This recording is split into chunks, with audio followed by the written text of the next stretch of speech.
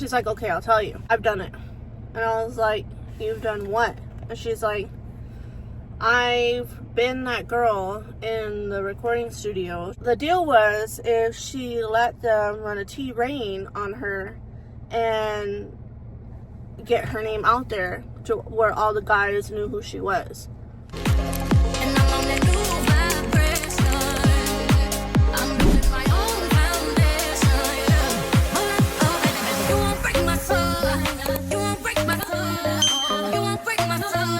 Hey guys, what is up? It's your Storytime YouTuber, your girl Mariah, coming back at you guys with another story time. This story time is going to be about the time that this girl I worked with told me a little secret, and this secret has stuck with me to this day. I still think about it to this day, and I'm like, yo girl, you was wildin'. So if you want to know the secret, my ex-coworker told me to just keep on watching, girl. So I'm currently on my break. I only have 30 minutes today, so I gotta make the story very short and quick. I am snacking on these HB. Also, my birdie came off today. It didn't come off. I popped it off because it was like slightly lifting on the side, like here in the corner, and it was bothering me, so I just like finished peeling it off. Overnight oats from HEB. Me and my daughters, we went to HEB last night and we saw them and we were like, these are really cute little breakfast things. So I'm gonna be trying it. Let's try it.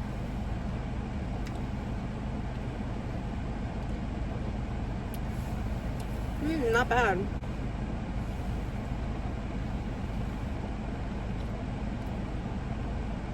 This is the blueberry one. Okay. It has whole grain rolled oats, brown sugar, whole flax seed, black chia seeds. I thought there were seeds in here. They're obviously not loaded with sugar or anything, but I mean, they're not bad. So the story takes place when I was a server and I was working at this serving restaurant that served wings. And this was during the time that the whole Diddy thing took off. Everything was alleged. And everybody was talking about it. It was just like the topic of conversation. It just started like taking out. Like, I think Cassie just filed a lawsuit on Diddy. And so people were coming out with their stories.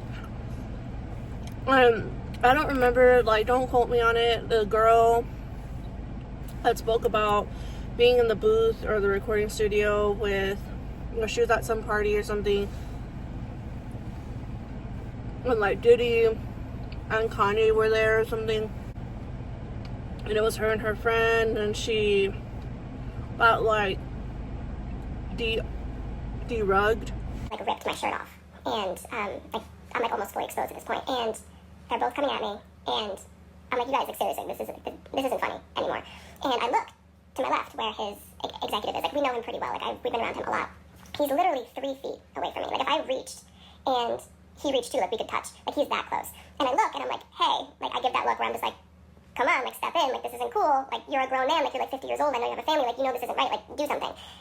And this is the part that, for as long as I live, I will never fucking forget. It isn't actually the aspect of being sexually assaulted. That's not what haunts me. It's this. It's, as these two grown men were pawing at me, trying to take my clothes off, I look over to this man asking for help, and I literally mouth the word help. And we lock eyes. And he looks away. And I was like, God help me. I was working a Sunday, and I know it was a Sunday because I remember looking at the TV and the Cowboys were playing. All of us servers would usually like sit on these stools like right when you walk in. Customers would wait there to be seated. We're all sitting in the front waiting to like grab a table, right? And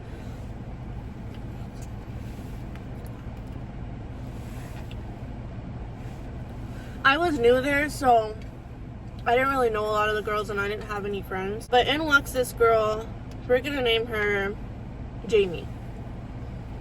Jamie is like, it doesn't really matter her looks, but I'm just painting the picture for y'all. So I would say she's like slim thick, short, petite, very pretty, long black hair, Latina. She was morena. I mean, her hair was giving everything, like silky long to her butt black hair. We would wear shorts, so She was rocking like these tube socks with like these Nikes. Okay, her outfit is really cute. I ain't gonna hold y'all, that blueberry one was not enough for me. So I also have the apple one. Okay, let's see. It's an apple one.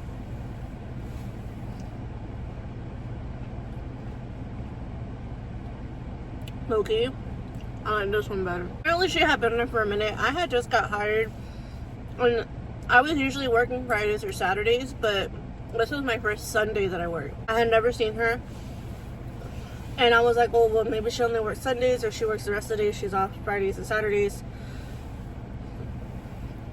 And so I'm working the evening shift, and we just had our shift change. And we're all sitting in the front.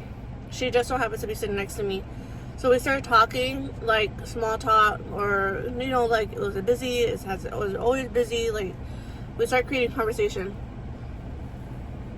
When I bring up my YouTube, I bring up like how I love making story time, stuff like that.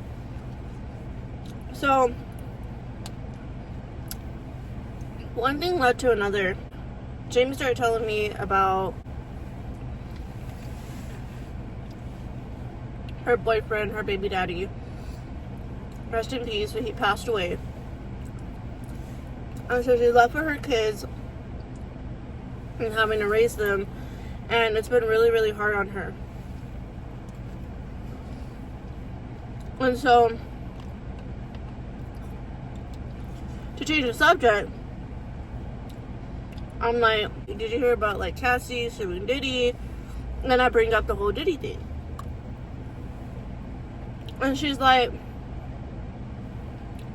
oh yeah, like I kind of heard about that, but like what's going on? So she's kind of using me like as a resource. And I started telling her everything that I've been seeing on TikTok. I told her the story of the girl and her friend in the recording studio with Diddy and Kanye. I said, I have a theory. I was like, I have a theory that when these girls, like these well-known influencers, or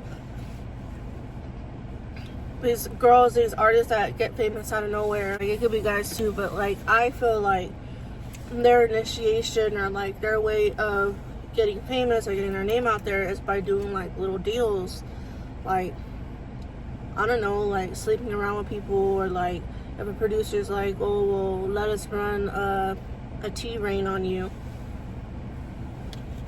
or record it. Kind of like to use for blackmail, and we'll get you like famous or whatever. I feel like stuff like that happens, like it's like a normal thing, like it happens often. Mind you, we live in San Antonio. So she goes, girl, that is a thing. And she said this is like confidence. She said that is a thing, like she knows for a fact, okay? And I was like, like I took it as a joke. She's like, I'm being serious. Like, that is a thing. That is real. I'm like, how do you know? And she goes, I used to date this guy. He was like a local rapper. And I was like, And she goes, I would hear stories all the time from him that girls would do that, just to like get their name out there. I know this one famous TikToker from San Antonio who has done something like that. And I was like, really? And she goes, yeah. And she kept saying all this like information with like a smirk on her face. So I was like, what you about to tell me, girl? She's saying all this information with like loads of confidence, you know, on her face. How does she know all this? Like, I understand her boyfriend saying it, but how could she trust her boyfriend that this is so true? So I'm like, I'm listening to her. I end up asking, like, I understand, like, I told her what I just said, like, I understand your boyfriend told you this, but how do you know he wasn't making it up? Like, how do you know that this is true? And she goes, okay, girl, if I tell you, you can't tell nobody. And I was like, girl, like, who am I gonna tell? If I give it enough time, do I have your permission to like share the story on my channel? And she was like, oh yeah. She goes, but don't like say the story right away, because I don't want anybody like tracing it back to me. she was like, but yeah, you could tell the story. And I was like, okay, I have permission. Okay. She was like, I've done it. And I was like, you've done what? And she's like, I've been that girl in the recording studio. She was like, because I guess like at the time she was doing like club promoting. So she was going to different local known San Antonio clubs trying to promote and be one of the like top promoting girls. Her boyfriend worked it out to where he knows somebody that knows somebody that knows somebody that will get her like at the top of promoting these clubs. And the deal was, if she let them run a T-Rain on her and get her name out there to where all the guys knew who she was. And I was like, girl, you did that? She's like, I regret it, okay? She's like, but yes. She's like, I had a T-Rain ran on me. And I was like, I was like, Jamie, shut the front door. Like, shut up. You did? She was like, well, they told me like I would make money and my name would get out there. She's like, so you're not like far off from your theory. She's like, it's like, I wouldn't put it past, you know, actual influencers or people that are making money, or like actual artists or movie stars, like celebrities, do work things out like this with well-known producers or directors or stuff. She was like, because I was just trying to do club promoting, and something like this opportunity was presented to me like this. She's like, did I get far in it? No, because I was having to constantly do like actual favors for these guys, so that way, you know, I can be up there. She was like, it was like something for something. It was never like, oh, like, you know, let me do you a favor. No, it was like something for something. And she's like, I remember just being one night that, you know, she was, of course, she smoked weed, she was drinking, she was getting like cross-baited with her dude or whatever in the recording studio and his friends. Came up that she wanted to do club promoting, and, you know, all these guys were around her and everybody was taking shots, and there was this one guy that's really well known in the San Antonio club scene, and one thing led to another where the idea came up like, okay, like, I know I could talk to somebody for you, so that way you could promote like this strip club, this type of club, this, and then she's like, okay. She's like, so we made it a deal, and she's like, I got so drunk enough to where I just laid on my back and we went to this one room. I ended up making out with my boyfriend. We did it while the other guys were around watching, and of course they were like, when me and him were done, she's like, I just remember like, well, I gotta do what I gotta do so I can make money. She's like, at the time, you know, I was also trying to numb my pain because her baby daddy had passed away and she still loved him. So she was like, I'm trying to make money, I'm trying to make, you know, get me and my kids a good life. Like, I'm trying to make something out of me doing these club promotions. She's like, so I gotta do what I gotta do. She's like, and I just let them all like run a train on me. And I was like,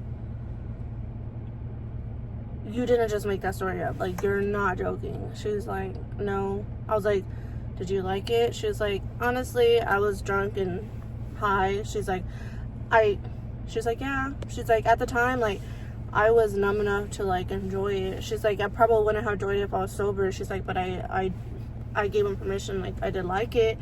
And I was like, okay. What you're saying is, I'm not far off from my theory. She was like, no. She's like, and I will promise you, she's like, I'm gonna tell you, I was not the only girl. She was like, there were other girls, and I didn't just do this once. She's like, I did this like a few times, and there were other girls that would do it with me. She's like, and I was going to the club. She was like, but it got to where I guess she just kind of like snapped out of it, and she was like, I was just like, what am I doing? And then her and her ex had a falling out, so she was like, I just have to go my own way. And it was just becoming too much for her. So she was like, she's like, on top of that, like, I still have to take care of my kids. Like, so she's like, I stopped doing that. She's like, but I actually, like, more than once had a T-Rain ran on me. I was like, wow. And I said, and I could tell a story. She goes, yes, you could tell it, but let some time pass. She's like, so nobody like traces it back to me. She's like, but look at me now. Like, I'm trying to make an honest living serving wings. And I was like, oh girl, like, you make my life look real mediocre. I never done some crazy shit like that. She was like, yeah, she's like, honestly, I probably would do it again. And I was like, the girls that I worked with at that restaurant were some of the wildest girls. Like, almost everybody in there was on some D-rugs. Almost everybody in there was doing the sugar booger. Do you know how many times that I have been offered, like, the amount of times I've been offered sugar booger in that restaurant was like almost equivalent to the amount of times that I was offered being a midnight ballerina. Like, and I've never, God is my witness on my mama, I've never done that in my life. I was way too scared for it. But yeah, anyways, that was a quick little story time here on my lunch break. I gotta go back in like 4 minutes, girl. So I hope you guys enjoyed that story time. Let me know in the comments below if you've ever heard a similar story like this, or if you were like Jamie and you was doing some wild things back in her day. Hit the notification bell for the next time I post your favorite story times, and I'll catch you in the next one. Peace out.